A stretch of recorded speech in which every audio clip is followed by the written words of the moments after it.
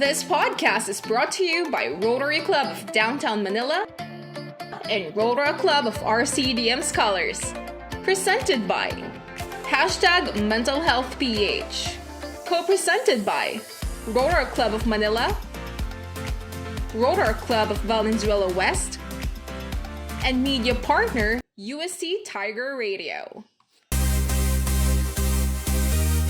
We are always on the move, always on track, and in full swing. Serving the Thamashan community by creating. Grow and growl with us. We are in full swing. We are the Tiger Media Network.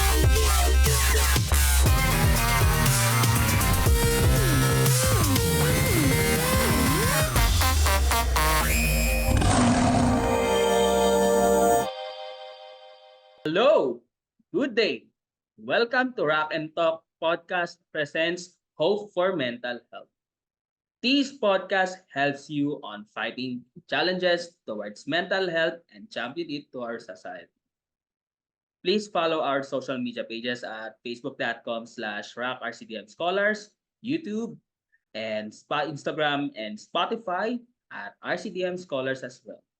Don't also forget to evaluate our episode at the link on the description below so that we will know how you will serve better at the upcoming episodes. We have another edition of Rock and Talk. For today's edition, we will discuss the topic which is not typically tackled on mental health. As Democritus said, let be food, die medicine. Let us know how mental health is related to our diet and nutrition, and then how it will help in medicating the different mental health conditions through nutrition.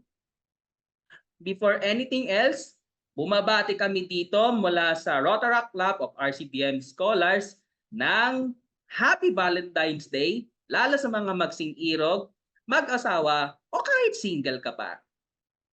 At sa ating mga listeners natin na kapatid na Katoliko, bumabati kami ng makabuluhang pagdiriwang ng Ash Wednesday at buwan ng Kwaresma sa inyong lahat. Okay, special ang episode natin ngayong Valentine's Day.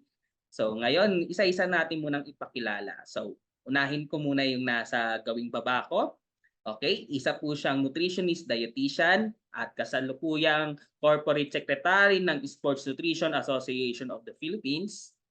Naging private practitioner po siya sa loob ng 4 na taon kung saan nagbigay ng advice sa mga gustong magpapayat at tumutulong din sa mga may metabolic diseases at eating disorders. Ngayon, siya po ay nagpo-focus sa pagbibigay ng sustained and comprehensive meal plan sa kanyang mga kliyente. Isa rin siyang consultant at advisor ng mga estudyante pagdating sa thesis kaugnay sa nutrition. Okay, let's welcome our guest, Miss Maria Jasmine Balisi. Welcome to our podcast. Hello everyone, good afternoon, and happy Valentine's Day. Okay, so I know kung ano pong gusto namin itawag sa inyo. Jasmine is fine. Jasmine, okay. So ngayon ipakilala natin naman yung isa pa nating kasama sa aking gawing kanan. So isa naman din siyang registered psychologist and also nurse din siya. So natapos po niya ang kanyang master's degree in psychology sa Polytechnic University of the Philippines at ngayon ay nagte-take po siya ng Doctor of Philosophy in Clinical Psychology sa Graduate School ng University of Santo Tomas. Isa siyang practicing counseling at nagtuturo rin siya sa humigit kumulang 9 na taon. At isa rin po siyang trauma-informed therapist na tumutulong sa mga pasyente na may trauma, mood disorders at anxiety. So holistic siya sa pagpa-practice ng kanyang profession dahil pinagsasama niya at ibang mga disciplinary fields katulad ng psychology, nursing, spirituality at neuroscience.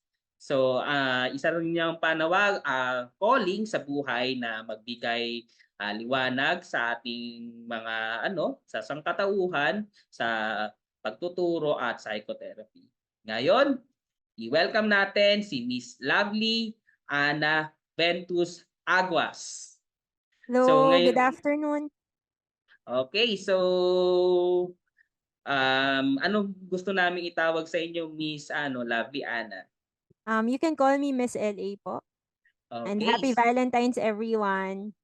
Okay, so maraming salamat. So sige, simulan natin. So dahil napag-uusapan natin ang mental health, pero may isang kilalang TikToker na doktor na nagsasabi na kailangan mabigyan ng emphasis ang diet at nutrition.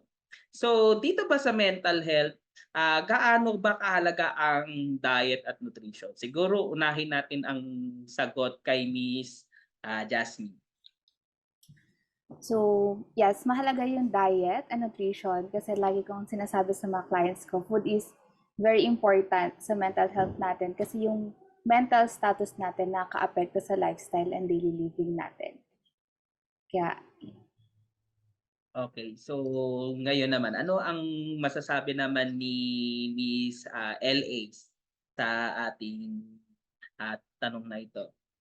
Alright. So, bilang trauma-informed therapist, simula nung na-open ako sa trauma-informed approach, I realized that there is a great intertwine, no? Malaki ang epekto ng bawat aspeto ng ating buhay sa isa't isa. Like, for example, the food that we take in affects our mental health, and our mental status affects the way we take care of our body and other areas of our life, no? And isa rin, like, yung relationship din natin, meron din niyang epekto sa iba't ibang aspeto ng buhay natin. So it's very important na alam natin kung papaano naaapektuhan ng isang aspeto ang ibang aspeto at ganun din ang ibang aspeto sa other aspects. So, malaki ang overlap niyan. So this program is really a great opportunity para ma-inform natin ang ating mga viewers and listeners kung paano ba talaga natin makikita kung ano ang importansya ng bawat isang aspeto ng ating buhay sa other aspect. Okay, since ang diet natin is definitely may implication sa ating physical health, ngayon, ano po ba naman ang connection nito sa ating mental health? Good introductory question para i-inform ang ating mga audiences. Well, the diet that we take in, depende sa mga contents niyan, will definitely affect how our brain reacts, okay, and also functions. Kasi syempre, 'di ba, very physical ang brain natin. Okay? The reason we're able to think clearly is if our brain or the brain cells in our brain are also healthy. And the health of every cell in our body, including our brain cells, ay nakakapektuhan ng kung ano ang tinitake in natin. Okay? Especially una na yan sa pagkain na sa pagkain na kinokonsume natin. Nutritious ba yan? Or puno ba yan ng MSG? Puno ba yan ng sugar? Puno ba yan ng oils na unhealthy? Or puno ito ng mga necessary nutrients na kailangan natin sa araw-araw? Because these necessary nutrients, macro and micro, affects the integrity of our cells. And kung kumpleto tayo dyan, syempre, yung mga cells sa katawan natin, including the brain cells, will be healthy and functioning optimally. So, mas madali rin para sa atin ang mag-isip, mas madali rin para sa atin na i-manage ang ating mood, and kung managed ang ating mood properly, then it's easier for us to make proper decisions when it comes to taking care of our health and our lifestyle. Okay, napakagandang insights from Miss LA. Miss Jazz, do you want to add something? yes, just to add, yes, Miss LA, sobrang ganda ng insight mo when it comes to that. So, to add lang din, lagi din nating tatandaan na food is our fuel source. Kasi ngayon, napapansin ko sa trend ngayon, parang ang dami ng takot sa pagkain na kumain ako ng ganito, ganyan. So parang nagigilty na sila when it comes to food. So I always teach my clients or my patients na we have to be friends with food. Kasi yung food, yun yung fuel source natin. So kapag hindi tayo kumain, di ba usually nagiging irritable tayo, parang hindi tayo makapag-concentrate kasi gutom tayo. Right? So, kailangan bumabalik yung magandang relationship natin sa food. And aside from that, dapat um, tama din yung oras ng kain natin. Kasi mahirap din na sa panahon ngayon, lalo na kapag busy sa work, okay lang mag-skip ng pagkain. Kasi nag-work ako, ganyan, I'm too busy, ganyan. Pero once we skip kasi then yung food natin, whether it's breakfast, lunch, dinner, or snacks, ganun din, same implication din na hindi tayo mapakoncentrate or nag-mood swings tayo or irritable tayo. So, talagang connected siya sa isa't isa. And when we eat ultra-processed foods, yun nga, yung mga foods high in preservatives, chemicals, additives, yung mga refined sugars, nadidisrupt din yung gut microbiome natin. So, meron tayong tinatawag kasi na brain-gut connection. So kapag na-disrupted yung gut microbiome natin, automatic parang hindi din masyadong mag-function ng maayos yung brain natin. Kasi connected lahat yan sa isa't isa. So, yun.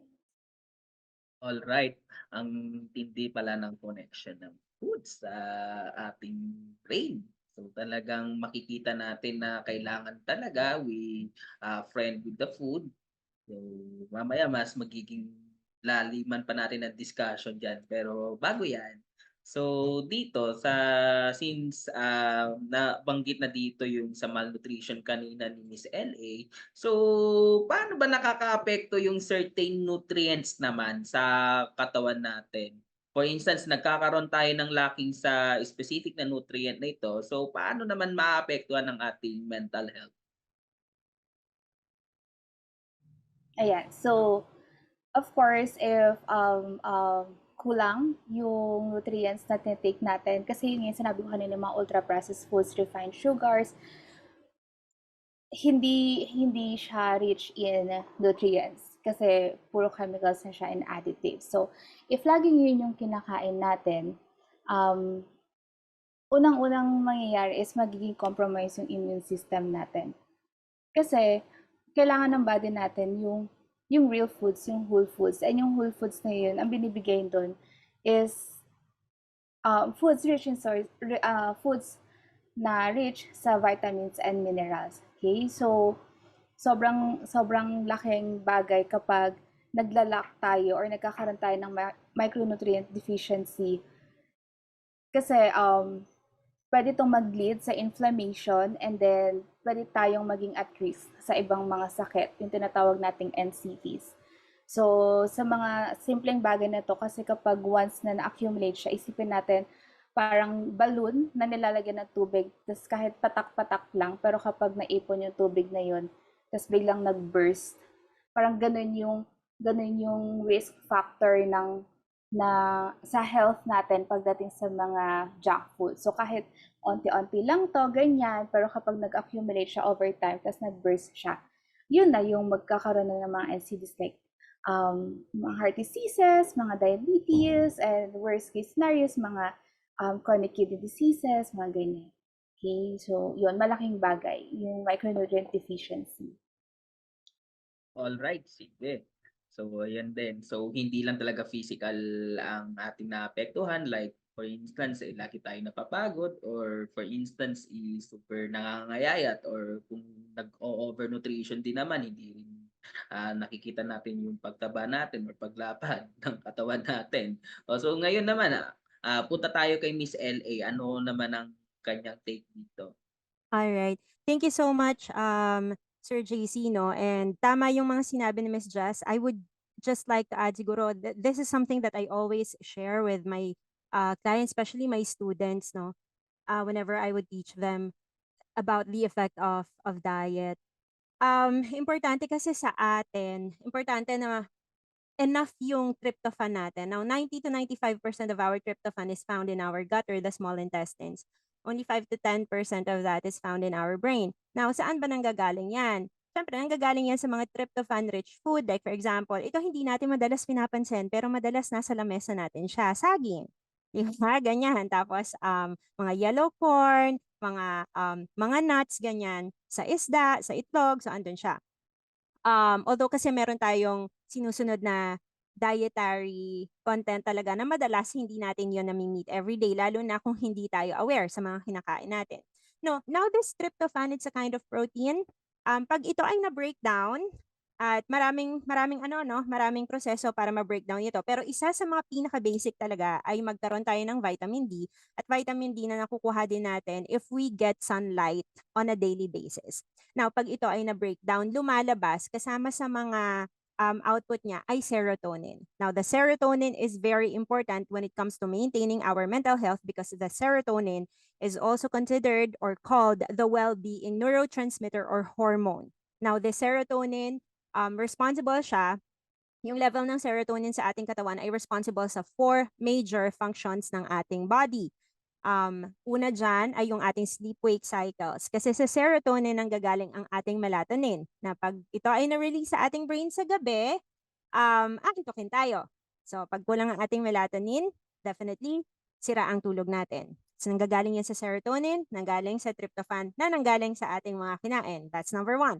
Number 2, it affects our mood, our mood changes, no? Mood extremes, or kung managed ba yan. Kasi according to research din sa pag-aaral sa mga mental health issues, serotonin is really low amongst people who have certain mood disorders, or other psychological health concerns.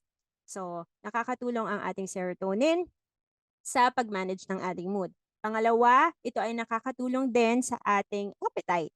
Okay? So, serotonin is also discovered to be low among people who are diagnosed with certain eating disorders or who have symptoms of eating disorders. And lastly, it has help when it comes to managing impulsive actions. Okay, yung mga impulses natin, yung mga impulsive decisions and actions, nakakatulong yan doon. Mas mababa ang serotonin, mas mataas ang chances na maging impulsive tayo sa ating mga decisions and mga actions.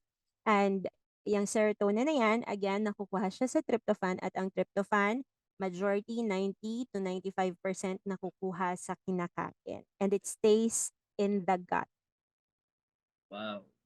Great. So, ganyan ang tindi ng discussion natin sa umpisa pa lang. Matindi yung dun sa nabanggit ko na rin kanina, yung implications. So, ngayon, balik tayo kay Miss Jazz na itatanong ito.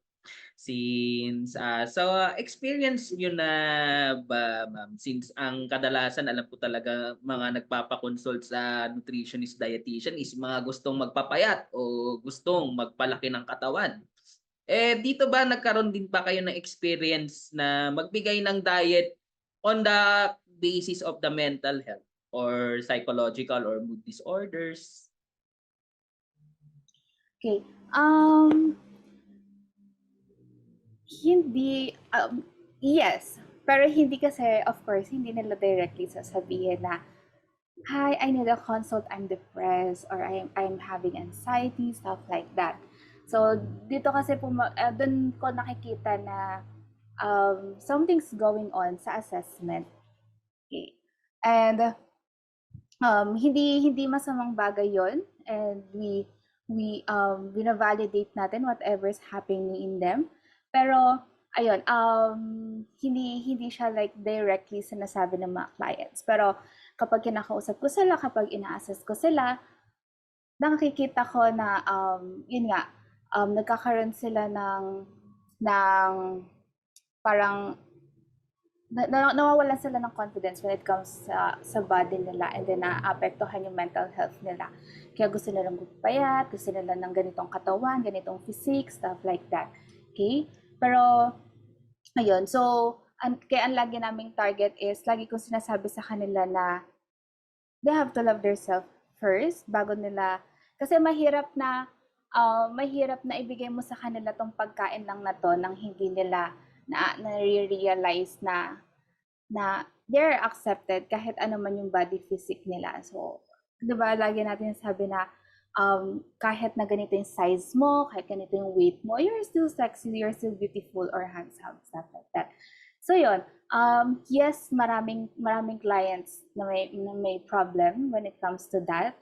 Pero we have to always empathize with them and understand them, parang ganun. Okay, kaya ayun. And then aside from that, of course, hindi lang yung mga conscious sa body nila. Mga clients din or patients din na may mga sakit. So marami din 'yan. Okay? So hindi lang specific sa ganitong tao yung nakaka-experience ng ng mental health issues. Okay? So 'yun. For example, yung mga clients ko with chronic kidney diseases, ganyan. So, of course, kailangan din na nabibigay, hindi ako nagko-consult sa kanila ng katulad ng binibigay ni Miss LA kasi I am not licensed to that. But at least, I give them like, ano mo yun, parang assurance na it's okay if you eat this, if you eat that. Parang ayaw ka lang na magkaroon sila ng guilt feeling with the food. So, ganun yung usually binibigay ko with them. Yeah. So, oo, yun kasi din yung napapansin kong problema, di ba? Since alam natin na ang daming fad diets, ayan talaga yun yung isa sa napakalaking issue dito pagdating sa diet eh. Eh, yun na nga, na minsan kainin lang, saging. O yung iba, the worst thing is tubig. Tapos kung nag-intermittent fasting, eh ang problema, yun na nga, yung nasabi ni Miss Jasmine na mga implications. At the same time, maliban sa mental health, eh, nagkakaroon din ng implications sa ating physical health once that deprive naman ang sarili natin. Okay, so ito naman, punta naman tayo kay Miss LA. So, kayo ba Miss LA, nagkaroon din ba kayo ng experience na ina-analyze niyo yung eating dynamics or dietary dynamics ng isang patient ninyo? And then ano yung parang naging experience nyo with the recommendations po sa kanya? All right. Thank you so much for that question, Sir JC. No? When it comes to the diet of my clients, it always goes together with the assessment. Sa initial assessment namin, after, because I give them tests. When I give them the test, we interpret that, and then I do history taking. Kasama sa history taking yung kanilang lifestyle. So, kasama sa lifestyle kung ano yung mga pinagagagawa nila sa buhay nila every single day. In terms of mga stuff that can affect their health, and also yung kanilang kinakain. Chine-check ko talaga yan. Gaano karami ang caffeine intake in a day. Ano ang madalas na kasama sa diet? Tinatanong ko yan. Well, hindi ako gano'n ka-strict na like for example, gaano karaming calories ang intake mo. Hindi ko tinatanong yan. Tinatanong ko, anong contents? Kumakain ka ba ng gulay? Kumakain ka ba ng ganito? Kumakain ka ba ng prutas? May mga ganyan ba yung kinakain mo? Kung hindi ganyan yung mga kinakain mo, ano yung madalas mong kinakain? Tsaka, when you're stressed, ano yung hinahanap mong pagkain? Gaano kadalas kang stressed? Kasi pag ang tao madalas ng stress yan, ang gusto natin, yung mga energy, yung mabilis mag-boost ng ating energy, di ba? And when people are not aware kung ano lang yung readily available na makakapag-boost ng energy, and usually mataas sa sugar yan, mataas sa salt yan, or mataas sa fats yan. Kasi yun yung madali.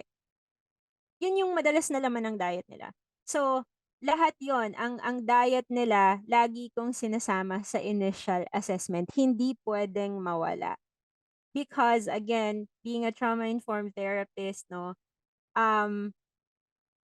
malaki ang connection. Hindi malaki, actually very much connected ang brain and ang body. So hindi pwedeng hindi i-check ang kanilang diet, ang kanilang lifestyle. Okay, so parang kasi nasasabi natin na nasabi ni Miss Jazz kanina and then sa inyo Miss LA, ito. Kasi minsan, 'di ba, for instance, we finish something or we achieve something. Eh for instance tapos ang kakainin natin for instance is pagkarami-raming tsokolate. Sarap, Mm. 'di ba? 'Di ba, nakakatakam lalo ngayong Valentine's. Okay, so pag sa mga ganyang bang senaryo, ayos lang ba yan? sa tingin ko naman it's okay every once in a while. Wala naman again, yung sinabi ni Miss Just kanina, gusto ko rin bigyan ng emphasis yan 'no, yung healthy relationship with food na hindi tayo love-hate na, "Naku, kakain ako ngayon," tapos biglang after nun magi-guilty ka. Ang importante kasi diyan, well, it starts with your self-concept, with how you view yourself 'no, with the healing. Siguro mamaya, puwede nating pag-usapan 'yan, but the thing is malaking bagay yung healthy relationship natin with food on how much we have healed internally and psychologically. So when we get that healing, bubuti yung mas magiging maganda, mas magiging positive yung outlook natin sa sarili natin at sa ibang bagay outside us, then we'll have healthier relationship with food. Now, when it comes to rewarding ourselves with food na hindi naman ganun ka-healthy talaga every now and then, I don't see any problem with that. Ang importante is awareness. Kasi when we are aware na I know that generally, a majority of the time, I'm taking care of my health and I'm aware of the things that I am taking in. Now, when instances like that, celebration, reward, Valentine's, holidays, and we're going to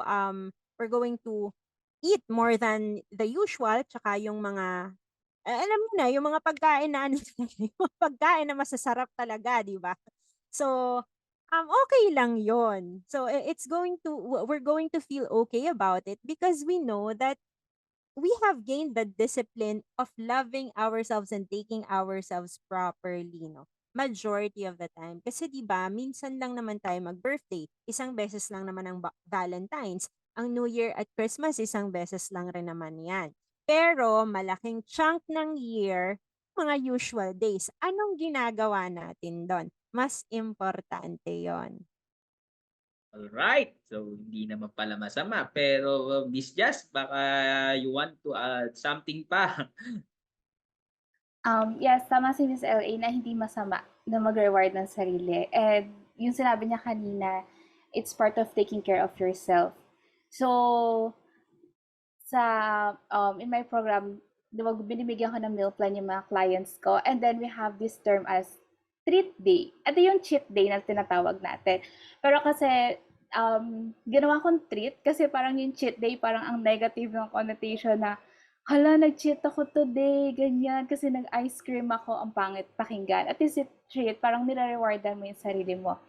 So, lagi ko sinasabi sa kanila, hindi masama yung donut. Sige, mag-donut ka. O gusto mo mag-milk tea, okay. Pero ang importance kasi, napaplano mo kung kailan. When I say napaplano mo, for example, Monday to Friday, if walang something's going on, if kaya mo magtuloy-tuloy sa meal plan, go. And then kung gusto mo mag-treat day ng Saturday, okay, may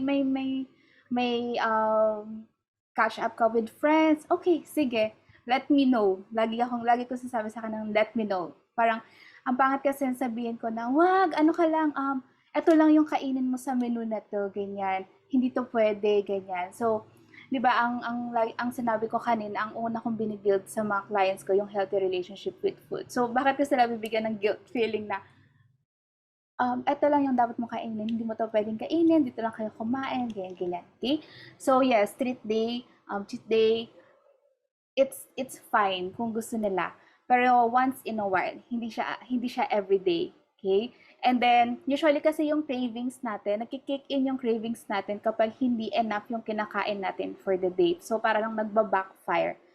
Kasi yung body natin may hinahanap na adequate amounts ng food.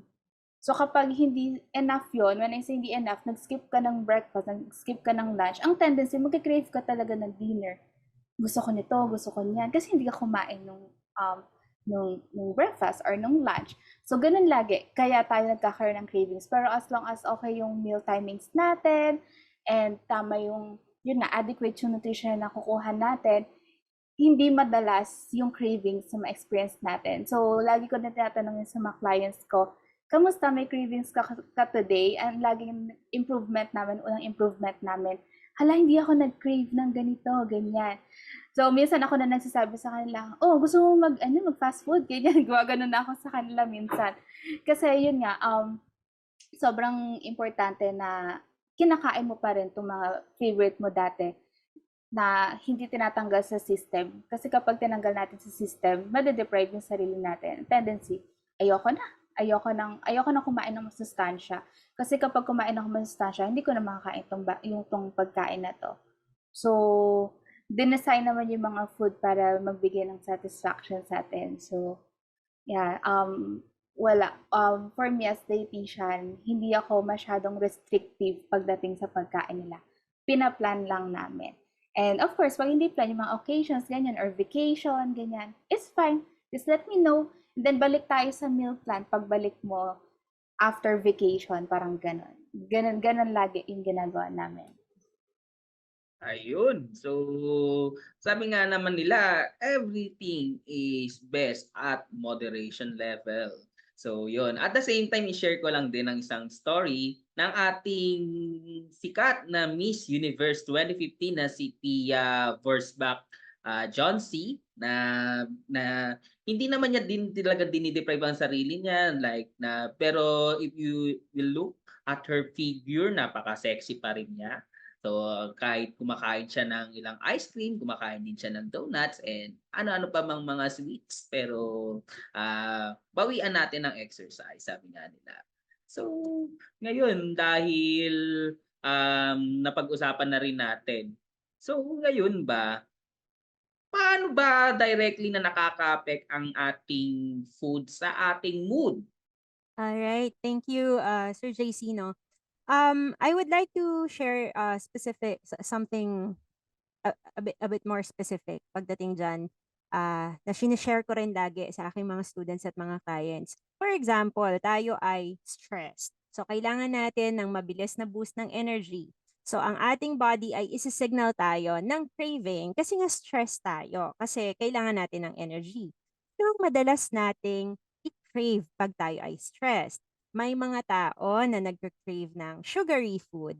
Yan, chocolate cake, ice cream, or anything mataas, yung mabilis yung yung breakdown ng carbs, 'di ba? 'Pag ito ang ating madalas kainin, may sugar crash 'yan. Lalo na kung sa gabi ka nag-crave.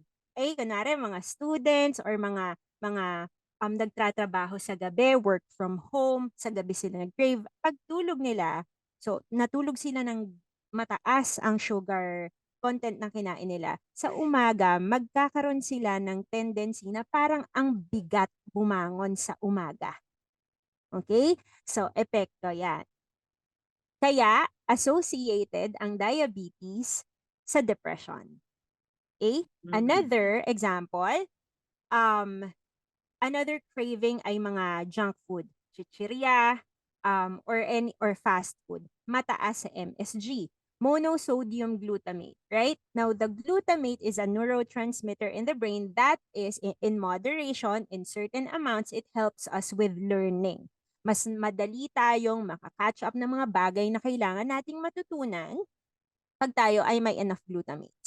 But, if nag-over tayo dyan, like minsan kasi, di ba, ito again, estudyante man or hindi, mga nagtatrabaho, basta stress. Kunwari, like, you're working on something late night and meron kang isang bag ng chips dyan to keep you awake. Tapos may milk tea pa sa tabi. So, kakain ng kakain, hindi mo napansin na ubos mo na yung isang bote ng Pringles or isang bag ng chips. Don't be surprised if after a few minutes or an hour, not even an hour, meron ka ng mga physical symptoms ng anxiety. Nagpapalpitate na, parang may tingling sensations na sa kamay or sa muka.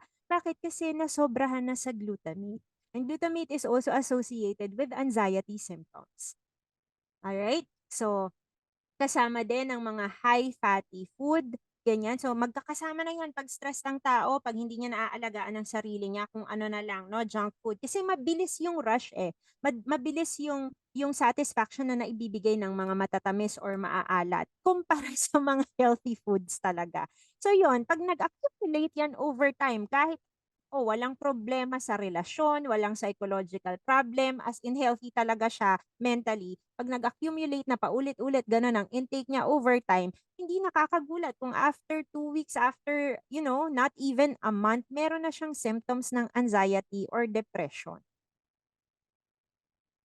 So, there. It's awareness about our intake on a daily. lalo na pag stress tayo. Dagdagan natin ng kaalaman pa from Miss Jazz. Actually, yung sabi ni Miss LA, so that's true. Yes, kasi when it comes to nutrition, hindi lang body mass index yung tinitignan natin, hindi lang weight yung tinitignan natin. Isa din sa laging dapat tignan yung energy levels. Kasi, yes, too much MSG in our body din, pwede rin tayo maka-experience ng lethargy. So, sinasabi ko nga kapag kumain ka outside, tas parang ang dry ng mouth mo or parang wala kang energy, that's too much MSG. Hindi masama yung MSG, but too much is hindi rin maganda. So may health implications din siya. And ganun din, of course, kapag mababa yung energy levels mo, pag lagi kang pagod, nagkakaroon tayo ng anxiety, ganyan, lack of concentration, parang gusto mo na lagi, oh, I want to sleep, ganyan, and then hindi ka well rested upon waking up pagkagising mo, parang ganun. Okay?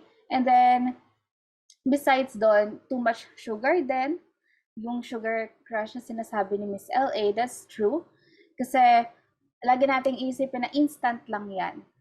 Instant satisfaction lang yan. Then after that, kapag too much na yung na-intake natin, iba na yung hindi na satisfaction niya mabibigay nun sa body natin. So, parang health risk na yung pwedeng ibigay nun sa body natin. Kasi lahat ng sobra, hindi maganda. And lahat din ng kulang, hindi maganda. Okay? And hindi porke sinabi natin na balance, variety, and moderation, sabihin natin, isang slice ng pizza, okay lang yun. Ganyan. 1 slice of pizza a day. So, yung calories na tinitake in natin, maybe the same numbers, ganyan, pero it differs kung paano ina-absorb to ng body, paano ina-utilize ng body. So, example, pizza versus vegetables. So, kailangan na focus natin yun nga, yung sinasabi kong whole foods kanina, kasi kung focus natin, ultra-processed foods high in additives,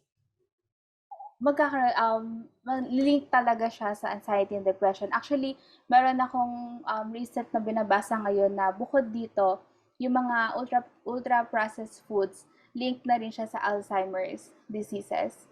So, yung Alzheimer's disease, para na siyang tinatawag sa states na type 3 diabetes. So hindi pa siya totally pero parang gano'n na nila tinitignan. Kasi yung diabetes, metabolic disease to, so hindi to innate na pagka silang labas yung mga meron talagang diabetes. Or yung type 2 diabetes, since metabolic disease to, sinabi ko kanina na yung sakit, it accumulates over time. So, lumalabas to kapag nag-accumulate na inflammation in our body. So, as simple as hyperacidity, small symptoms na yan, napaparating sa isang larger na health risk, parang ganon. So, hindi siya normal lang na, may hyperacidity ako today, mataas yung blood pressure ko today, ganyan. Normal lang naman yun, di ba? So, hindi yun normal. Okay, so, mga ganun kasimpleng bagay. So, yeah. So, ganun yung nagiging link nun sa mental health natin and then sa ibang sakit din pagdating sa pagkain. Ang galing I just want to comment, ang galing ng katawan, no? Dun sa in-explain ni Miss Jazz, may warning sign tayo because the body is really perfect. So, alam ng katawan natin kung may paparating. So, hindi kanya bibiglain, pero may Yes. warning shots siya. So, we have to be really connected with our body. Yes. Hindi lang nakikinig tayo sa iniisip natin lagi, pero pinapakinggan natin yung nararamdaman ng katawan natin. Yes. Yep, that's true. And then, yun nga, aside dun sa energy levels, yung simpleng constipation, isa yan sa warning signs. Mga ganyang bagay na parang pagtitignan natin, ay, importante palang malaman yan. Akala ko lang, pagod lang ako palagi, ganyan. Pero hindi natin alam, yun nga, warning signs na siya sa mga health risk. na ayaw natin na ma-experience natin. Ganun. O, ayan na, sinabihan na tayo ng mga magaganda nating experts na kapag nakaramdam na, ayan na, adjust na, tama na, sabi nga nila. So, ama ka na akla. So, ano pa bang mga ganyan? Yung mga ganyan pa, so siguro let's marunong tayo maging sensitive sa katawan natin because walang gagawa na iba niyan kundi tayo lang. So, ngayon dahil ang dami na nating na-discuss, so let's have a short break and magtuloy ang ating discussion maya-maya. All right? We are always on the move, always on track, and in full swing. Serving the Thamashan community by creating. Grow and growl with us. We are in full swing. We are the Tiger Media Network.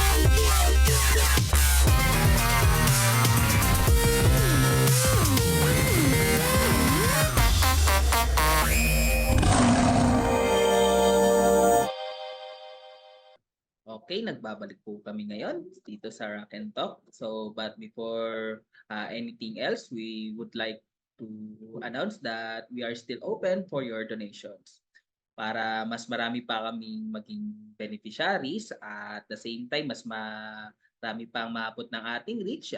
So, you can still donate to our treasurer, Colin Kate Cruz, through GCash account at 0962 579 4324, which is also flash on your screens.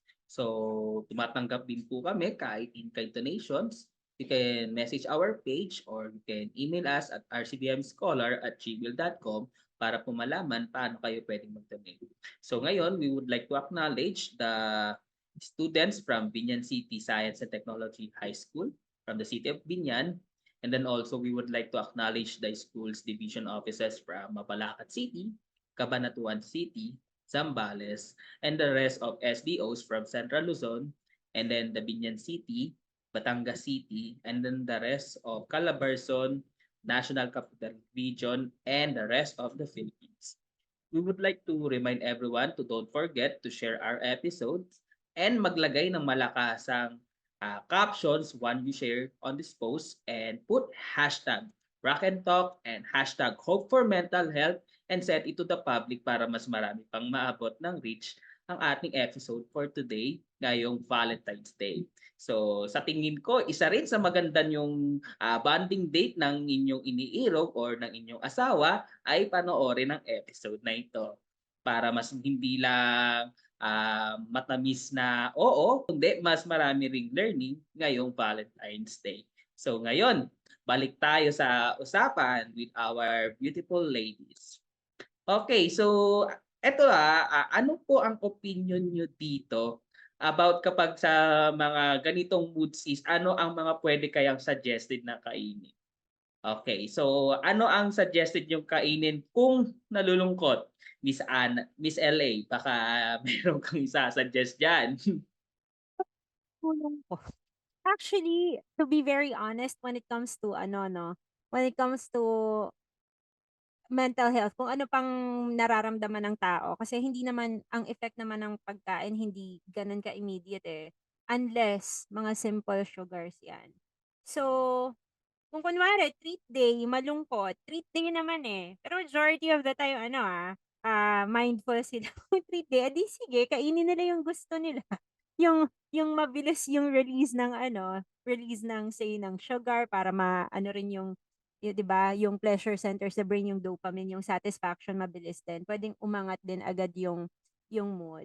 Pero kung overtime, kung long term ang gustong benefit, then kung nalulungkot, dun tayo sa saging, yellow corn, nuts, 'di ba? Mga ganyan. So, kung overtime if we're talking about, say, nalulungkot, kasi depressive symptoms, malungkot yan eh. And hindi yan kayang pasayahin ng isang upuan na kakain ka ng something na nakakapagpasaya. No.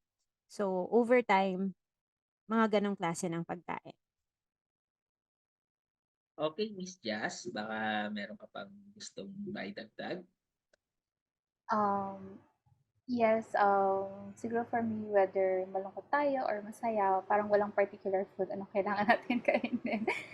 Pero yun nga, yung if flip day, sige, go, eat what you want. Pero kung overtime, tama si Miss LA na, wag tayo sa eat what you want kasi araw-arawin to, okay? So, yes, yung mga yellow foods, that's fine kasi nakakapag-boost siya ng serotonin levels, mga happy hormones natin. And I think for me, yung mga fruits. Kasi, 'di ba, usually ang gusto ng kunwari kapag nalulungkot tayo, gusto natin quick release ng sugar. Yung fruits matatamis yan. So, yeah, I think yun. Kung overtime, um, gusto mo mag strawberry or apple, ganyan. Kasi quick release din yan ng mga sugars, but at least healthier, on a healthier side siya instead of other stuff or other foods. Ganun. Okay, so kung for instance, 'di ba, since nabanggit niyo yung cravings Miss Jazz and Miss LA kanina, 'di ba? Kailangan bang i-satisfy natin all the time ang cravings natin? Even na kahit ang health natin is compromised na, or else kung for instance kung meron man tayong metabolic disease like diabetes, kailangan pa rin ba natin itong i-satisfy? Um, for me, yung sinasabi kong once in a while, siguro twice a month. Pag may mga sakit ng ganun, or again, yung sa CKD nga, binibigyan ko na sila ng numbers. Okay, kaya pwede kang mag-treat day twice a month lang, ganyan. Kasi of course, share ko na lang, I had this client na may end-stage renal disease. Of course, gusto niya na ma-enjoy na lang niya yung food. Pero kasi problem natin is nagda-dialysis na siya, and ang gusto ng family, ma-delay yung progression ng kidney disease niya. So, aayusin namin yung meal plan. Kaso gusto niya ng Chowking today, McDo tomorrow, then Jollibee, ganyan. So, ina-explain ko sa kanya na hindi pwedeng everyday, ganito tayo.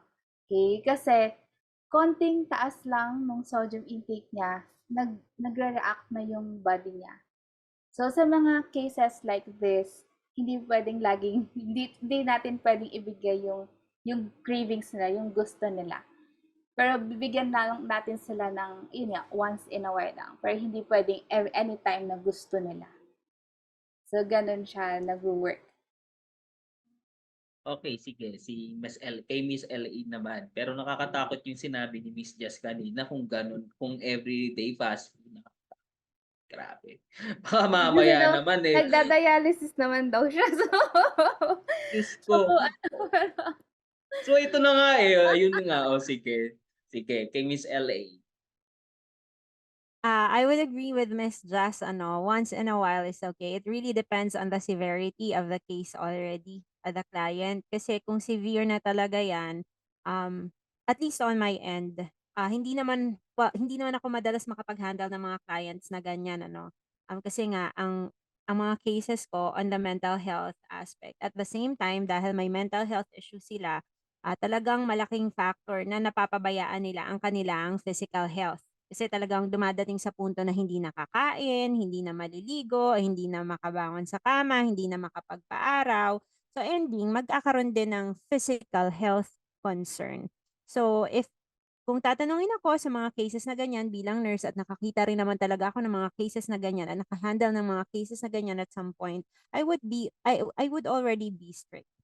At least dun sa initial na stages ng gamutan hanggang sa makuha lang yung stability na gusto natin. Kasi, life and death, life and death choice ito. Life and death situation ito. So, kahit na at least on my end, pwede ka bigyan ng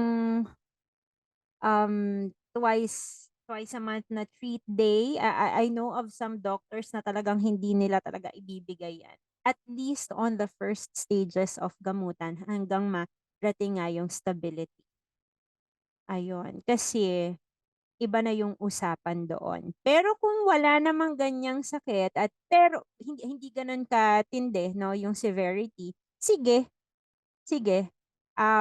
Just for the sake of loosening up, parang ma-refresh man lang. Kasi nga hindi rin naman maganda yung sobrang strict tayo all throughout. Since ang dami-dami naglilipa ng mga food supplements na nasa advertisements, minsan nasa social media pa, for instance, yung mga pampalakas ng memory. Ano bang mga dapat precautions ng ating mga ng ating audience kapag bumibili ng mga gano'n or nag-i-intake ng gano'n? And then talaga bang nakakatulong itong mga supplements na ito? Yes, yung supplement naman, it has its own benefit and uses. And walang masama to take a supplement, pero I always tell my clients na always put food first. Food first tayo lagi. So, magsusupplement ka if hindi napupunan ng pagkain yung daily living mo. Doon lang papasok yung supplement. Pero kung kaya naman, for example, gusto mo mag-take ng omega-3 capsules, omega-3 fatty acid na capsules.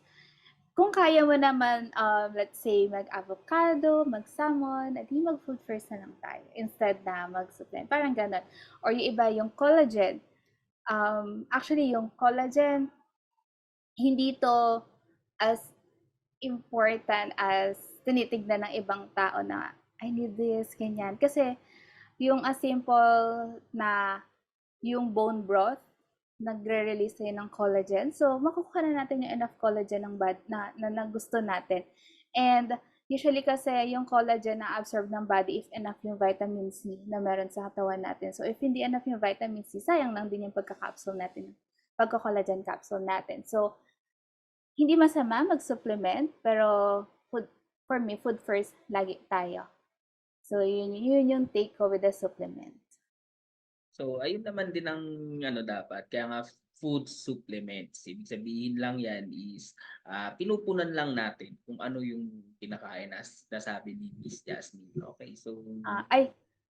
Just to add din pala, siguro yung vitamin D, isa lang yan sa lagi kong binibigay na recommendations na pwede nilang i-supplement. Kasi yung vitamin D, mas readily available siya and mas kayang ma-absorb siya with the supplement, tapos may help ng sun exposure. So, kesa sa food. Okay? So, yung mga ganong bagay lang. Pero ibang supplement, hindi natin kailangan yun, nakukuha na natin yun sa pagkain. So, hindi natin kailangan mag-take na lahat ng supplement. Kasi yung may mga artista na nagpo-promote, supplement lang ako, hindi na ako kumakain, ganyan. So, ayaw natin yun. Okay. O tama naman kasi sabi ni Miss sa ating requirement, dietary requirements is napakababa lang ng ating kailangan vitamin D dahil na nakukuha natin ito sa araw. So talagang kaya makikita mo yung mga hindi talaga siya applicable.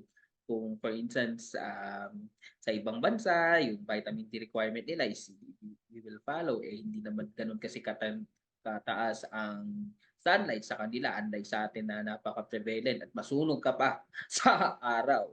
Ewan ko na lang kung hindi ka pa makakuha ng enough vitamin. Okay, so ngayon naman, punta tayo kay Miss L. Alright, naman siguro yun? thank you, Sir JC. I agree with Miss Jazz. At the same time, at least for my clients, kasi meron akong mga clients na talagang sa sobrang depression nila or sa sobrang anxiety nila ay hindi na sila makakain at all, hindi rin sila makatulog. So kapag hindi sila nakakakain, of course, I encourage them to eat. And this is the time that I really encourage supplement. Kasi talagang nagkukulang na talaga. Kasi kung kumain lang sila, napakakonti. Kasi wala nga talagang gana. So I encourage the use of supplements. Now, siguro medyo pagdating sa paggamit ng supplements, medyo sensitive lang rin ako pagdating sa sa yes, sa brands na pinipili nila. So, ang ginagawa ko diyan, I would ask them kasi 'di ba kayo ay mga nutritionist kayo, so alam niyo ang criteria. There are 16 criteria to check para makita kung ito ay magiging effective, like from the potency to the toxicity level, over time ito ay tinitake. So, importante na maprotektahan natin ang katawan natin pagdating diyan. So, what I would do is I would recommend them kung sa mga nakikinig sa atin 'no, you really want to check kung ano yung magiging effective para sa inyo. I recommend that they check the book, Comparative Guide to Nutritional, to Nutritional Food Supplements na isinulat ni Dr. Lyle McWilliam 'no, kasi doon nakita talaga lahat ng comparative guides at least for now 'no, parang 1,600 something yung mga gamot na chinek nila dun, puro food supplement. So you can check that out for you to see which one would be best for you, 'no? Especially for those clients nga na talagang on a strict diet sila, they can check that kasi doon makikita alin yung mga gamot or supplements na nasa market na magmi-meet talaga ng needs nila kasi pumasa doon sa criteria. Alright, so ayun yung pwede nyo i-check yung sinabi ni Miss LA para mas maging informed pa kayo about doon sa criteria sa pagpili ng food supplements na ating i-take. So, pero ito, kung about sa naging experience nyo dito. So, syempre, kapag kuwari for instance yung isa nag-decide, ako for instance gusto ko magpapayat. So, ganito po ba, may na-experience ba kayo na nagpa-counsel if gusto magpapayat or mag-gain ng weight, and then also ano rin yung naging epekto nito sa kanilang mga moods? So far, ang na-experience ko sa mga taong gusto mag-lose weight or mag-gain weight, kapag nakita nila yung numbers, bumababa yung timbang nila or tumataas yung timbang nila, sumasaya, ang saya-saya talaga nila. Pero kapag nakita nilang plateau yung number, parang nasa-sad sila, napafrustrate sila, parang ginawa ko naman lahat, ganyan. So, ang tendency nun, pwede ba nating bawasan yung calories na tinitake ko kasi ayaw gumalaw ng weight ko, ganyan. Pero sinasabi ko sa kanila, hindi. Aayusin lang natin pero hindi tayo mag-change, parang ganun. So, yes, nakakabago siya ng mood, pero usually, doon nakikita ko yung mood changes nila, hindi specifically sa pagkain. Pag nakikita nila yung timbang nila mismo. Yun yung ano, yun yung lagi eh. Kasi sobrang laking bagay nung tinatawag natin yung numbers na let's say from 83 kilos tapos 80 kilos. Sobrang laking bagay nun sa kanila. Tapos kapag 0.5 lang yung let's say nababawas or nagigain, marami na-frustrate. Parang hindi sila natutuwa. Parang ganun. Pero I always tell them na, of course, yung healthy weight loss natin, 0.5 to 1 kilo lang per week. So, they don't have to be sad or frustrated, stuff like that. So, yun. Yeah. So, I think yun yung takeaway ko na hindi siya naka-direct sa food pagdating sa mood. So, ano talaga, sa numbers talaga ng weight nila. Yun yung nakikita ko with them.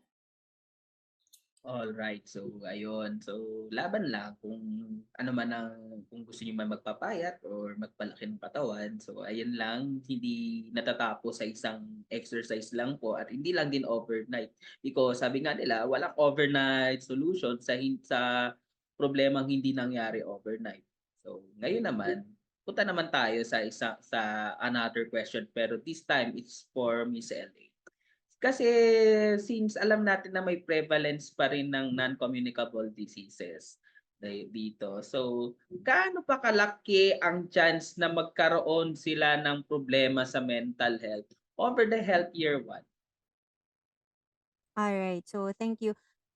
Actually 'no, ano na yan it's been studied like for several decades already na ang diabetes, certain diseases, lifestyle diseases or certain diseases are really associated, highly associated with specific mental health conditions or some mental health conditions. Nag-overlap pa nga yan kasi madalas si depression and anxiety laging co-occurring yan, madalas co-occurring yan. So again, I think we mentioned earlier na pag for example, diabetes, that's highly associated with with depressive symptoms, 'di ba? Also, pwede ring anxiety, especially if they would check their blood sugar in the morning, no? Kagaya ng sinabi ni Miss Jess kanina, malaki ang effect ng numbers because my mom's a diabetic. So she would check her blood sugar in the morning. May effect talaga yun. Tsaka kung dun sa motivation niya rin. Kapag mataas yung motivation niya, naku talagang lalabas ako at mag-e-exercise at magpapapawis at magpapaaraw ako ngayong araw na 'to. Kasi immediate din talaga yung effect sa kanya. Like the next day, makikita niya normal yung numbers. So masaya siya dun. Na-encourage yung healthy lifestyle. But yes, 'pag nakita nila na mataas 'yan at depende rin, sa severity ng sakit na ito sa kanila kasi minsan at least dun sa case ng mom ko kaya niya pa, 'di ba, nagagawa niya pa. Pero paano na lang kung kunwari severe na talaga, nanghihina na talaga yung katawan at hindi na gano'n kataas yung motivation para ilaban pa nila, 'di ba? Depression talaga 'yan and anxiety talaga 'yan. And I think that's the same for other lifestyle diseases like for example, cancer can also be a result of lifestyle, 'di ba? Like yung constant exposure to radiation sa trabaho ganyan at yung mga kinakain nga everyday kasi hindi na niya kayang magluto ng whole foods, ng healthy food, ayan. So pwede rin talaga. Um, Kaka-anxious talaga 'no, kahit na sabihin mong early stage 'yan, 'pag nakita mo 'yan, na nasa stage 1 or stage 2 ang isang pasyente, talagang magugulat siya at ang, puwedeng kaakibat niyan ay magkaroon ng anxiety-related disorders. 'Pag hindi ito na-resolve, 'pag hindi naproseso ang emotions ang thoughts at emotions ng client. Ayun. So, talagang lifestyle talaga ang kailangan nating bigyan ng emphasis dito. So, gandang tulog, healthy foods, healthy diet, yun yung talaga para din hindi rin magkaroon tayo ng problema both physical and mental. Pero ito, punta tayo dito kasi nasabi na rin naman natin ng lifestyle, no? So ano ba ang since alam natin for instance yung katulad ng nasabi ni Miss Jess kung araw-araw nagfa-fast food. O ayun, hindi madali. For instance, what na instead of oily foods, gagawin mo ng everyday is leafy vegetables o yung mga ganong salads. So kasi 'di ba pwedeng ano ba ang pinaka the best strategy? Ano mga masasabi niyo strategy natin dito para mag-change if you want to change your lifestyle na hindi naman nako-compromise ang ating mental health. Yan. Change in lifestyle that wouldn't compromise the mental health. Mm. Ah, on a psychologist's perspective, sa akin, I'd go for internal psychological healing. Um, well, psychologist kasi ako. So, yan ang una ko talagang tinitignan, no? Kahit na tinitignan ko lahat, ano ang magagawa ko para sa client? If there's trauma in the life of the person, then we heal that. Kasi, according to studies as well, kapag ang tao ay laging anxious or stressed, which na pwedeng related sa kanyang mga pinagdaanan sa buhay na hindi na resolve, ang tendency ay kung mag-gain ng weight, nagfo-focus ang fat build-up sa ating tummy because it's a protective mechanism ng ating katawan. Pinoprotektahan natin kasi 'di ba nasa tummy yung mga internal organs, hindi siya, protected ng bones. So diyan nagbi-build up ang fats. Or kung kunwari naman ay weight loss, 'di ba, 'pag talagang sobrang stress na nag-cause na ng sakit na na trigger na ang hyperthyroidism, mga ganyan. So it's always healing, psychological healing, trauma healing para ma-release ang mga trapped emotions sa ating katawan. When this is released, that's a big chunk of unprocessed emotions, gagaan yung pakiramdam. And according to studies these days, this level of healing, especially pag nakagain na ng some level of mindfulness and awareness ang client, it happens on a genetic level. So, when the genes change, hindi na maiipasa ang trauma, mawawala ang generational trauma, pwede ring mag-heal yung mga diseases na naging cause ng trapped emotions over time. Because trapped emotions, it localizes in specific parts of the body. at maaaring magkasakit ang tao na related sa specific part ng body na yan. Like for example, anger, it is highly associated with heart diseases, heart problems. So ano ang nagsasuffer? Siyempre, yung heart pag laging galit ang tao. So pwede siyang magkaroon ng mga heart diseases. At pag meron siya nun, it happens at the genetic level, pwede niyang maipasa yon sa next generation. And also other kinds of diseases. So healing, psychological healing, healing of trauma, that's very helpful. Kasi from there, doon din tayo magkakaroon ng healthy relationship to everything outside us. Unang-una sa sarili natin, and kasunod everything outside us. Our lifestyle, our food, how we take care of our body, and even our relationships. All right. So sige, dahil narinig natin ang psychological point of view. So ngayon naman punta naman tayo, ano naman ang point of view ng ating dietitian? It's just So, yep, thank you. Sa dietitian's point of view naman, siguro itatouch ko na lang yung food. Okay? So, ang question mo kanina is, what if gusto ng isang tao araw-araw fast food? Paano natin babaguhin yung lifestyle? yes, yung mga ganung instance. Syempre sa fast food, ang laging meron dito, fried chicken. Okay? So, yun yung laging habol ng mga tao. What I usually does or recommend sa client ko,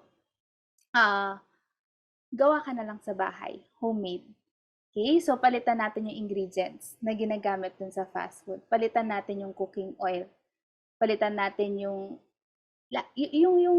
ginagamit na ingredients. Okay? Instead na puro seasoning or MSG yung ginagamit nila pampalasa, and as simple as salt, pepper, or other herbs and spices na lang. So, ma-achieve mo yung fried chicken na gusto mo. You want pizza, you can do homemade pizza. If may oven ka, gawa ka ng sarili mo. Or if you want yung mga cereal bars, ganyan, and then, of course, kung may oven nga, ganyan, pwede kang gumawa ng homemade granola, tapos yun yung gawin mong snacks. So, pwede tayong laging mag-resort sa from fast food, from convenience na grab na lang ako, pero ultra-processed food. Pwede tayong mag-resort na lang sa homemade stuff. At least makakain pa rin natin yung gusto nating fried chicken, makakain pa rin natin yung gusto nating pizza. Okay? Or if a person kayang mag-bake, and you can bake your own pastry, stuff like that. At least na ma-manage mo or kaya mong ma-modify yung ingredients niya. And alam mo kung ano yung laman ng kinakain mo. Unlike sa bibilhin mo na lang, hindi mo alam, ano ba ingredients ito? Ano bang pinapasok nyo dito? Ano ba tong kakainin ko? Okay? So, ganun. I think yun yung isang pwedeng gawin para hindi mo maramdaman na deprived ka when it comes to food, and natitikman mo pa rin yung gusto mong pagkain. Ayun pala, sabi ng ating mga experts is hindi naman pala kailangan ganong kahirap para mag-change ng lifestyle. Hindi rin natin kailangan i-deprive ang ating sarili. So, narinig naman natin yung sinabi ni Miss LA kanina with regarding sa therapy. And narinig natin kay Miss Jazz naman na hindi naman natin kailangan talagang totally kailangan natin step by step, little by little. Na at the same time, na mariretain pa rin natin yung gusto nating craving. At the same time, at the own pace, at the healthier perspective. Okay, kasi since nagkaroon tayo ng ilan sa mga eating disorders katulad ng bulimia, katulad sa case ni Cara Delevingne at Princess Diana, ano ba yung mga ganitong cases, itong mga eating disorders? Alright. So, itong mga eating disorders kasi, mako-consider pa rin ito ng mga psychological disorders. Ano po? Whether that's anorexia or bulimia as the most common ones. Although dito, meron akong nakikita every now and then amongst some students and clients, no? Pero hindi pa rin ganun karampant.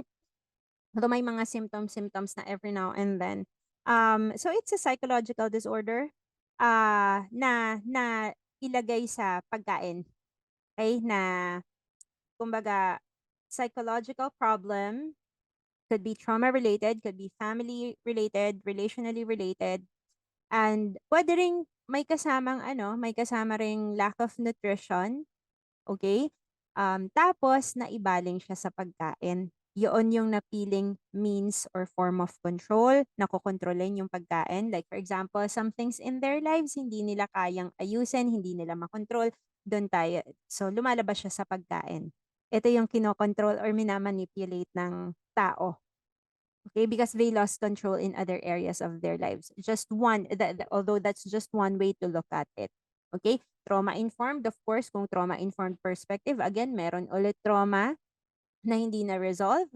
Tapos doon lumabas. Well, I have a client, no, pangatlong therapist niya po. May problema siya sa pagkain. Yun talaga yung problema niya. Naging habit.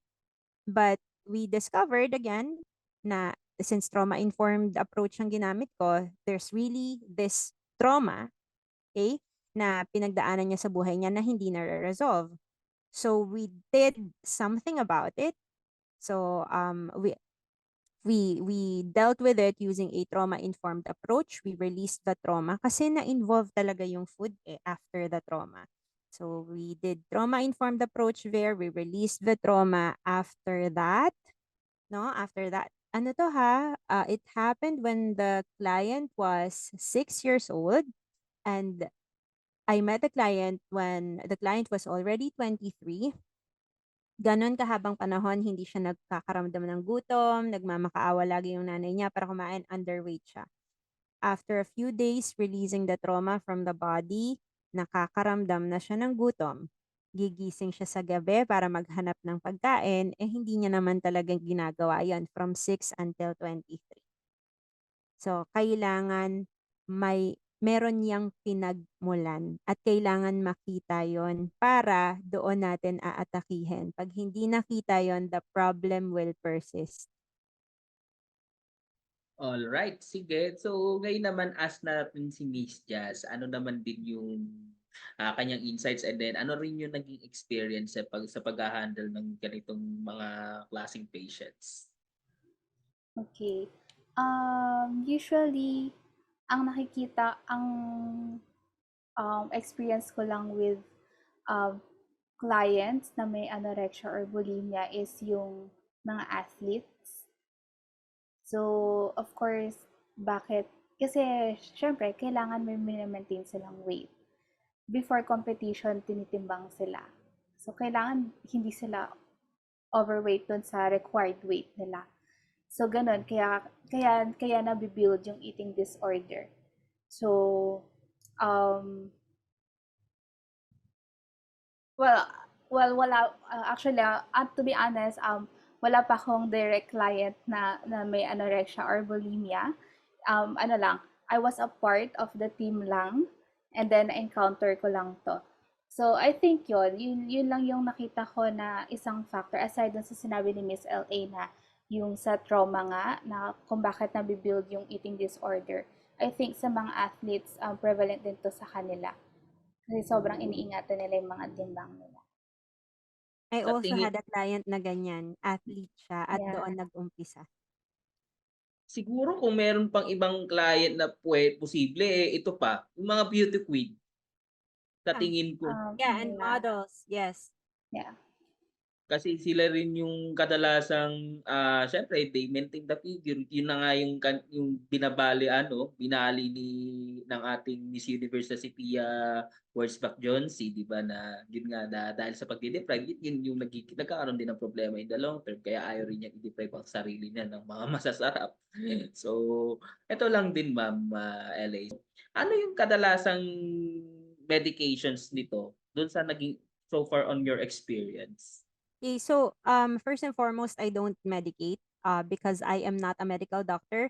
The psychiatrists do that. But most of the time, ang nakikita ko na pinaprescribe ng mga psychiatrists kapag may mga cases na ganyan, kasi pwedeng may anxiety and depression na rin yung mga yan eh. So they're given to manage the symptoms of anxiety and depression, they're given anti-anxiety or antidepressants para ma-manage yon. And then, from there, mas madali na rin mamamanage yung eating habits nila. Kasi nga 'di ba, kapag tayo ay may depression or anxiety or other psychological health issues, naaapektuhan na talaga ang lifestyle natin. So lifestyle kasama pagtulog, kasama pagkain. So para mas madali yon, mas madaling ma-manage ang tulog at kain, ayusin muna natin yung mood. So, mga mood stabilizers, mga ganyan. Alright. So, pero ano lang caution lang po namin ito is general lang po. If you have certain problem, magpa-consult po kayo sa ating mga mental health professionals. So, ayun po yung ating paunawa lang po sa ating mga viewers. Since uso ang fad diet sa physical health, dito ba sa mental health meron ding fad diets? You're just curious lang. Fad diet pagdating sa mental health. I think I miss LA to. um, um, I think yung fad diet, in correlation na siya sa mental health, sa physical health. Kasi syempre ikaw, magre-restrictive diet ka, let's say ketogenic diet, hindi ka kakain ng carbs. Anything with carbs, kakain ka lang ng foods high in fat, so that's a fad diet. Mga paleo diet, mga intermittent fasting. So, again, sinabi ko kanina, sa simpleng pag-skip lang natin ng meals, naapektuhan na yung mood natin. Or sa simpleng pag-overconsume natin ng macronutrients, tapos si isang macronutrient, hindi natin binibigyan ng halaga, nagkakaroon na din ng disruption yung sa gut natin, sa body natin. Yung macronutrients kasi, kaya ito tinawag na macronutrients, kailangan natin to in larger amount. Sa fad diet, nagtatanggal sila ng macronutrients. So, dinesign si carbohydrate, si fat, and si protein na may iba't ibang benefits sa katawan, may iba't ibang use sa katawan, and hindi sila dinesign para paghiwa-hiwalayin. So, dinesign tong carbs, protein, and fat para magtulungan. Okay? So, si carbs, it gives fuel for the body. Si protein, it restores muscles, recovery, okay, repair muscles. And then si fat, na usually nagiging caution to sa body natin to prevent shock. Okay? So, kapag tinanggal mo si carbs, tapos si protein and si fat lang yung binigyan mo ng emphasis, instead na gawin ni protein yung part niya as protein and gawin ni fat yung part niya as fat, gagawin nila yung part ni carbs. Kasi hindi ka nagtitake ng carbs. Gets ba? Parang, kaya nga siya macronutrients, we need to have this in larger amount. So kapag wala yung isa, yung gagawin ng dalawa, pupunan nila yung ginagawa ng isa. Kasi kung hindi, magkakaroon ng problem sa body, magkakaroon ng problem sa mental health natin. Okay? Sa immune system natin, hihina yung immune system natin. Okay? Kasi ang sabi ko kanina dun sa pinakaunang part, food is fuel. Yan yung fuel source natin eh. And diba sabi ko kanina, carbohydrates, yan yung number one source ng energy natin. So pag wala si carbs, gagawin ni protein na yung work niya as fuel source. Hindi niya magagawa yung use niya as to repair tissues, to build muscles, same with fats. Or kung si fat naman yung tinanggal natin, puro carbs and protein tayo, gagawin ni carbs and protein yung trabaho ni fat. So, nako-compromise. Hindi nila nagagawa ng maayos. Kaya nagkakaroon ng mental health issues, physical issues, ng sakit. Okay? So, I think, yun. Yeah. Okay, Miss LA? I don't think there's a fad diet when it comes to mental health, ano. Pero merong mga nagte-trending na mga practices ngayon, like for example, somatic exercises to release trauma on specific from specific parts of the body. Ayan, nauuso yung mga yan ngayon. And wala namang masama. Wala namang masama kasi integration naman talaga ng thought processes and ng bodily processes ang pagdating sa healing natin. Alright, so it would be best kung we attack the concern from different levels, like physical, like mental, and then physical, and then relational, and spiritual, para holistic ang healing ng tao. May follow-up lang din dito. Kasi nabanggit kanina ni Miss Jess yung ketogenic eh. Kasi di ba tama ba, ang ketogenic is designed for the epileptic patients. Yes, dinesign siya for epileptic patients, sa mga nagsi-seizure, kasi yung brain natin, majority niyan fats. So, kaya yung ketogenic, di ba, mataas yung percentage ng fat nito para lang mapunan lang sa short term yung naglalak. Okay? So, hindi siya for long-term use. Totoo na nakakapag-lose siya ng weight, pero kasi sa long term, hindi na maganda. Okay? Yun lang yun yung gusto kasi ng mga tao ngayon. Gusto ko agad yung rapid weight loss. So, magki-ketogenic ako. Pero kasi hindi to dinesign for healthy individual. Dinesign to, yeah, for people with seizure or epileptic people. Alright, so yun nga din. So, kaya nga masasabi natin sa diet, there's no one size fits all, na kaya kung may kailangan kayo sa kanyang lifestyle, so pwede kayong lumapit sa mga nutritionist, dietitian, or mas specifically sa ating mga lifestyle medical practitioners para mabigyan kayo ng guide paano nyo babaguhin yung lifestyle ninyo nang hindi naman deprive ang sarili nyo. So let's discuss one by one. How does nutrition and diet are important on mental health? And then how mental health is important as physical health and overall health. Okay, how nutrition and diet are important sa mental health natin. Again, what we eat, ito yung nagiging byproduct ng lifestyle natin or byproduct ng yung daily living natin. Okay, so I think we always have to keep in mind or to bear in mind na yung food, it's not just food lang. So, kailangan natin laging isipin na yung food, malaking factor to pagdating sa physical health natin, sa mental health natin. Yes, even in every aspect of our lives. Okay, so, wait lang. Sorry, na-blank ako. I think, yon. And, paano makakatulong yung proper lifestyle or food and nutrition sa mental health natin, as I've mentioned earlier, as simple as whole foods, eating real foods, and then yung sinabi ni Miss LA na sun exposure, sobrang importante nito.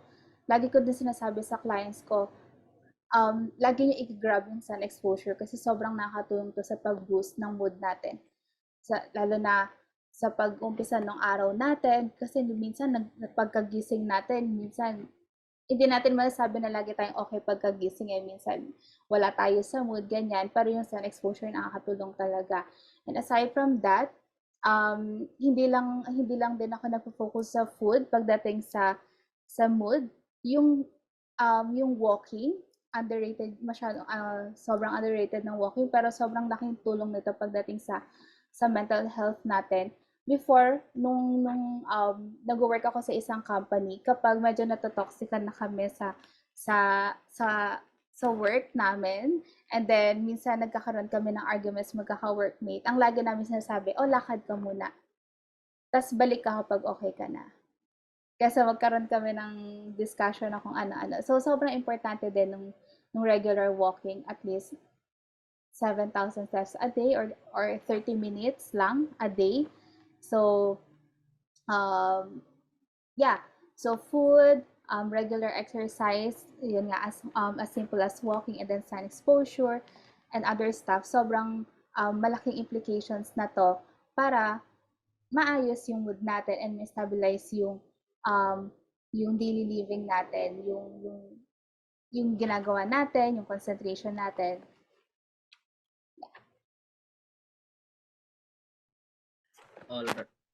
All right, Miss LA.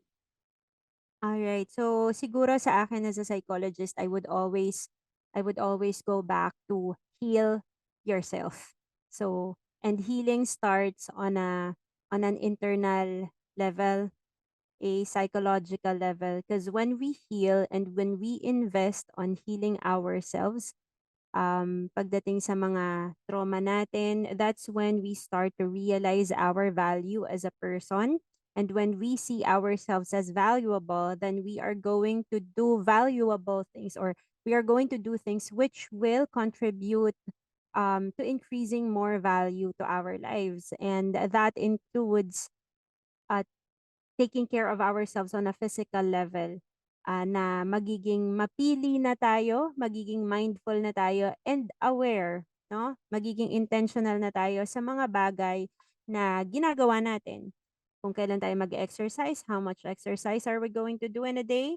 How much sun exposure? What food am I going to intake for today? Ano yung mga makakatulong sa atin? Kasi kung alam natin na importanteng tao tayo, ay ibibigay din natin ang mga bagay na sa tingin natin ay ginagawa ng mga importante para sa mga importanteng tao. Okay? The more that we invest on ourselves, the more value we see, and magiging mas valuable ang mga ibibigay natin sa ating sarili. All right, so there you have it.